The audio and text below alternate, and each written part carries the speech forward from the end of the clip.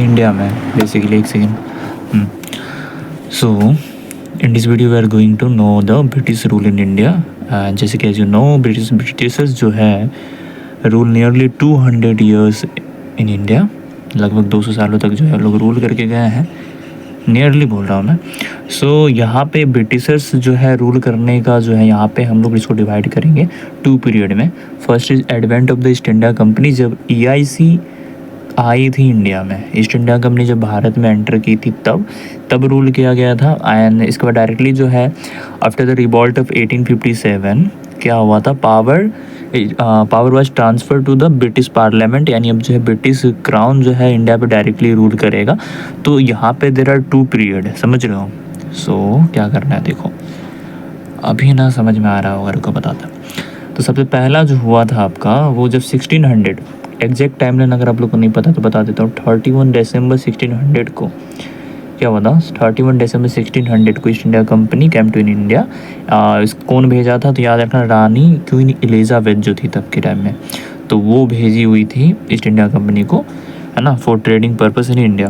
तो जब इंडिया में एंटर करती है तब के टाइम में यहाँ मुगल रूलर होते हैं जहांगीर, ठीक है। तो क्या होता है, जहांगीर, समझ रहे हो।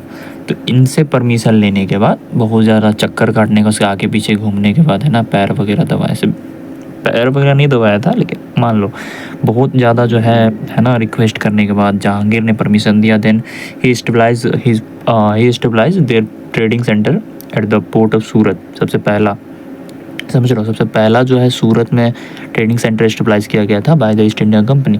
इसके बाद आगे बाकी एक ही चीज़ ही मैं नहीं बताऊंगा, इसके आगे भी बहुत सारे स्लाइड मैंने ऐड कर रखा है। तो बेसिकली आप लोग को समझना ये है कि 1600 से लेके, रुको एक सेकेंड कलर चेंज करता हूँ। सो 1600 से लेके 1857 तक, ठीक है, ये रहता है ईस्ट इंडिया का रूल। 1858 से, बिकॉज 1857 में आपका रिवॉल्ट हुआ था, आप रिवॉल्ट या फर्स्ट वार ऑफ इंडिपेंडेंस जिसको बोलेंगे।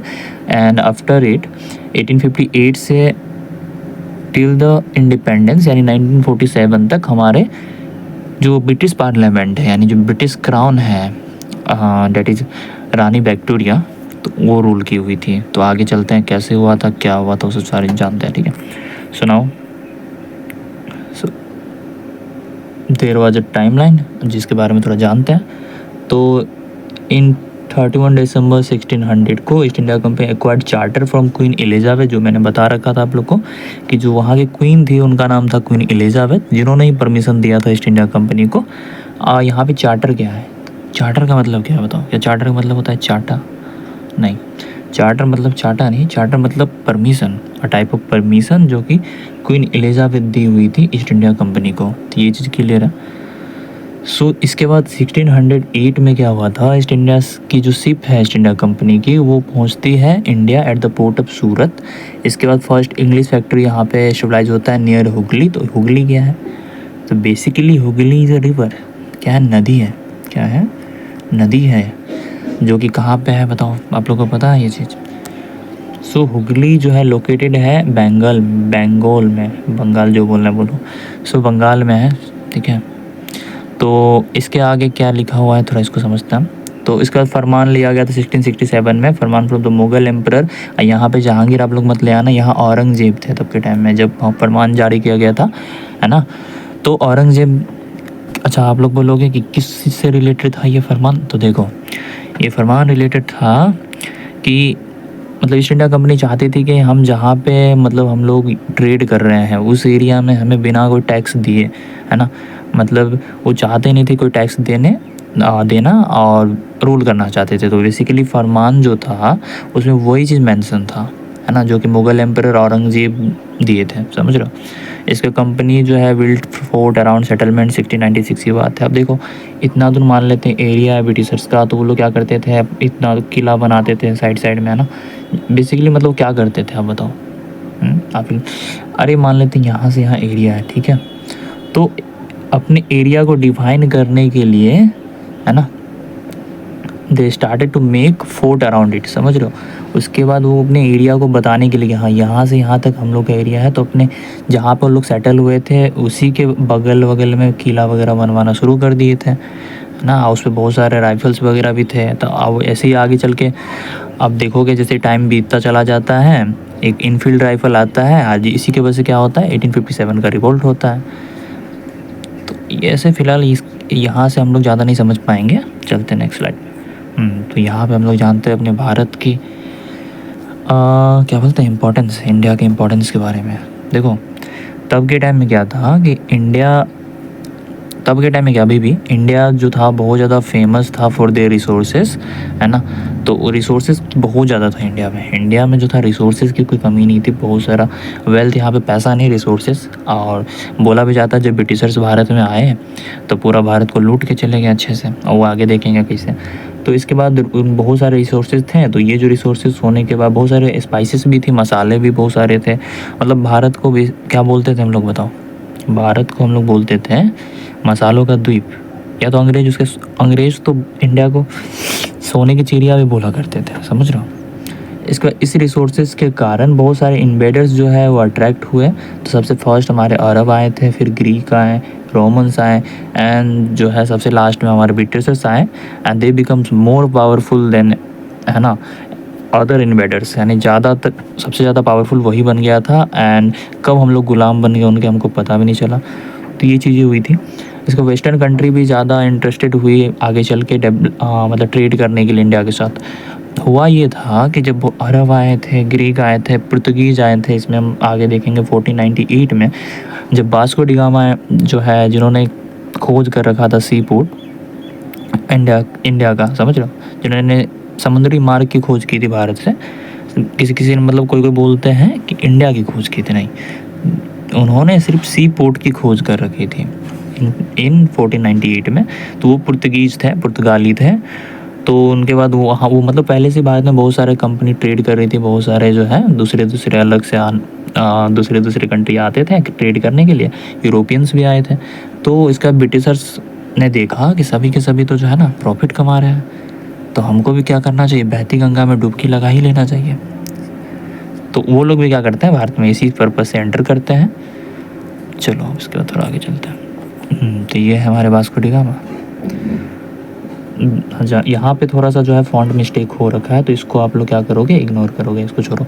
तो इसमें ज़्यादा कुछ है नहीं। 1498 में दे डिस्कवर्ड, है ना, किनकी खोज कर रखी थी, सी रूट यानी कि जो कि भारत की थी। या कहाँ पे रुके थे बताओ, आप लोग को पता होगा, कालीकट पोर्ट पे रुके थे, जहाँ पे वहाँ के किंग ने उन्हें बहुत सारे स्पाइसेस दिए थे, झोली में भर के रख लिया था उसने, है ना, मतलब बहुत सारे मसाले दिए, उन्होंने उसको एक पोटली में रख लिया। और बोला ये जाता है कि जब वो अपने देश वापस लौटा था तो उसको 10x प्रॉफिट में बेचा था। सपोज लेट अज्यूम कि मान लेते हैं 100 रुपीज़ का 10x 1000, मतलब 100 रुपीज़ नहीं था, बहुत सारा था, उसी को 10x पे बेचा था, तो इतना सारा प्रॉफिट कमाया। चलो अब इसके बाद क्या है, East India company in Bengal. देखो ये हमको लगता है ना ऊपर जो बता रखा था मैंने वही सारी चीज़ें इसमें है, फिर भी देख लेते हैं। तो first English factory was setup at the bank of river Hooghly, जो कि कहाँ पे है बताओ, बंगाल में। इसको मैं बहुत बार रिपीट कर चुका हूँ, डेट मीन्स, है ना, this question is important for your exam, समझ लो, क्योंकि आया है। ये जो है आपका हुगली मेंशन रहता है, बट कहाँ पे है, बंगाल में है, ये भी याद रखना। So company built a fort around the settlement, 1696 में मैंने बता दिया था। फरमान मुगल एम्परर तब के टाइम में कौन थे, औरंगजेब थे, जिन्होंने फरमान जारी किया था। ये फरमान किससे रिलेटेड था, तो फरमान जो था was related to the trade duty free, मतलब टैक्स फ्री, मतलब वो लोग चाहते थे कि they want to rule without paying any tax. तो वही हुआ, जब फरमान जारी हुआ तो उसके बाद लोग कोई टैक्स वगैरह पे नहीं करते थे।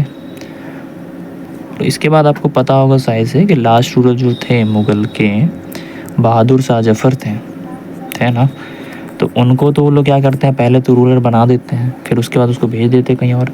फिर जो है एक छोटा सा जगह रहता है, ठीक है, एक छोटा सा जगह में उसको कैद कर देते हैं, जहाँ पर उसी पे वहाँ पर खाना है, पीना है, सब कुछ करना है, उसी में तरफ के जो है वो मर जाता है। इसके बाद तो पूरी तरीक़ा से मुग़ल रूलर जो है इंडिया में ख़त्म हो जाते हैं, यानी मुग़ल रूल जो होता है पूरी तरीक़ा से ख़त्म हो जाता है। अब इसके बाद हम लोग जानेंगे, पता है क्योंकि अभी फ़िलहाल 67 तक ही हम लोग पहुँचे, देख रहे हो। तो इसके आगे हम लोग जानेंगे बैटल ऑफ प्लासी, जिसमें बंगाल के नवाब जो होते हैं सिराजुद्दौला के बारे में बेसिकली जानने वाले हैं, क्योंकि वो बहुत ज़्यादा नफ़रत करते थे ईस्ट इंडिया कंपनी से। तो उन्होंने मतलब बात मानने से इनकार कर दिया। फिर सिराजुद्दौला ने मतलब ईस्ट इंडिया कंपनी को नोटिस भिजवाया, मैसेज लिख के भिजवाया, है ना, कि सूचना पत्र मान लो। तो वो लिख के भेजा है, जिसमें उन्होंने बोला था कि आप कोई भी राइफ़ल वगैरह अपने किले पे नहीं रखोगे, लेकिन ब्रिटिशर्स जो है इसको मानने से इनकार कर देते हैं। फिर आक्रमण होता है और फिर एम आई जफ़र होता है, मिस्टर जफ़र करके होता है, जो कि गद्दार निकलते हैं। उन्हीं की वजह से जब बैटल ऑफ प्लासी होता है उसमें ज़्यादातर जानेंगे, सारी चीज़ें हम लोग कवर करेंगे, सब चीज़ें, ठीक है। तो आज की वीडियो के लिए इतना ही रहने देते हैं। थैंक यू फॉर वॉचिंग, और लाइक एंड सब्सक्राइब करते जाना।